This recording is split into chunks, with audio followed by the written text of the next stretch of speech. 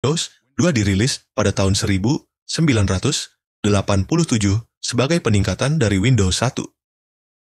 Kali ini, jendela program bisa saling menumpuk, tidak terkunci berdampingan seperti sebelumnya. Fitur ini sangat berguna karena pada era ini muncul program seperti Microsoft Word dan Excel, sehingga para pekerja kantor bisa multitasking dengan lebih efisien, misalnya mengetik di Word sambil membuka data di Excel secara bersamaan.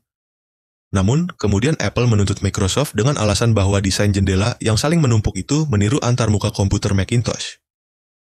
Beruntungnya, Microsoft memenangkan kasus tersebut.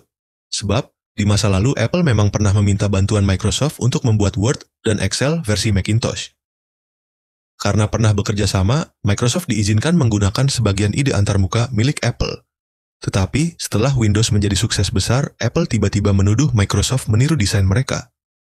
Akhirnya, hakim memutuskan Microsoft tetap boleh menggunakan desain jendela tumpang tindih hingga sekarang.